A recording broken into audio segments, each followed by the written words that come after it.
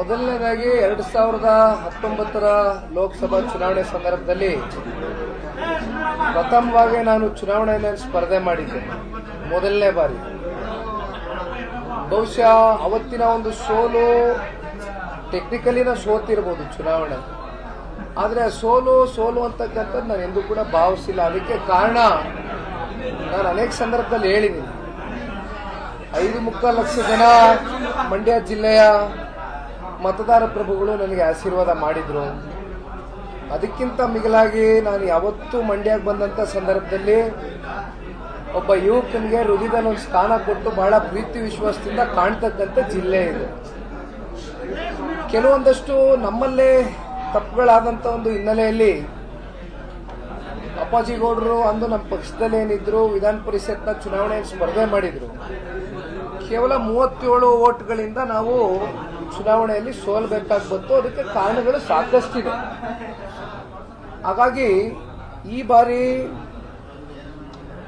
ರಾಜ್ಯದಲ್ಲಿ 2 ಬಾರಿ ಮುಖ್ಯಮಂತ್ರಿಗಳಾಗಿ 2 ಬಾರಿಯೂ ಕೂಡ ಅತ್ಯಂತ ಕಮ್ಮಿ ಅವಧಿ ಮುಖ್ಯಮಂತ್ರಿ ಆಗಿದ್ದಂಥ ಸಂದರ್ಭದಲ್ಲಿ ಮಾನ್ಯ ಕುಮಾರಣ್ಣವರು ಕೊಟ್ಟಿರ್ತಕ್ಕಂಥ ಈ ರಾಜ್ಯಕ್ಕೆ ಕೊಡುಗೆ ಅಪಾರ. ಅದರಲ್ಲೂ ವಿಶೇಷವಾಗಿ 2018ರ ವಿಧಾನಸಭಾ ಚುನಾವಣೆ ಸಂದರ್ಭದಲ್ಲಿ ಮಂಡ್ಯ ಜಿಲ್ಲೆಯ ಎಲ್ಲ ತಂದೆ ತಾಯಂದಿರುಗಳ ಒಂದು ಆಶೀರ್ವಾದ ಯಾವ ಮಟ್ಟಕ್ಕಿತ್ತು ಅಂತಕ್ಕಂಥದ್ದನ್ನ ಬಹುಶಃ ಬಂದಂತ ಒಂದು ಮತಗಳ ಒಂದು ಅಂತರ ಗಮನಿಸಿದಾಗ ನಮಗೆಲ್ಲ ಗೊತ್ತಿದೆ, ಅಲ್ಲ ಒಂದು ಇತಿಹಾಸ.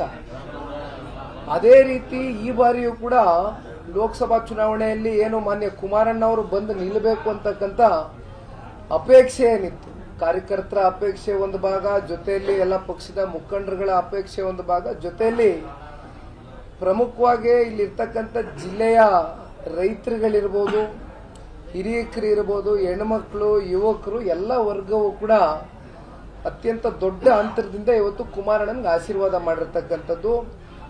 ಬಹುಶಃ ಹೆಚ್ಚಿನ ಒಂದು ಜವಾಬ್ದಾರಿ ಇವತ್ತು ಕುಮಾರಣ್ಣನ ಮೇಲೆ ಇರ್ತಕ್ಕಂಥದ್ದು.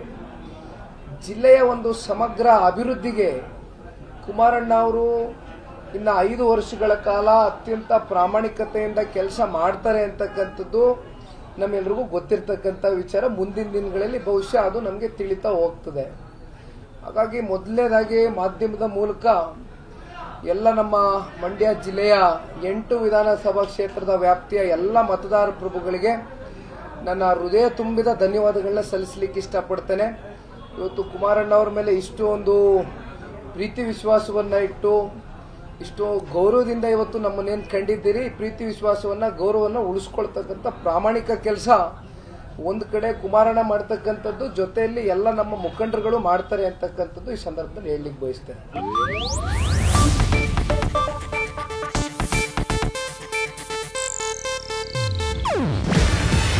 ಇದು ಏಷ್ಯಾನೆಟ್ ನ್ಯೂಸ್ ನೆಟ್ವರ್ಕ್ ಪ್ರಸ್ತುತಿ. ನೀವು ನೋಡ್ತಿದ್ದೀರಾ ಏಷ್ಯಾನೆಟ್ ಸುವರ್ಣ ನ್ಯೂಸ್.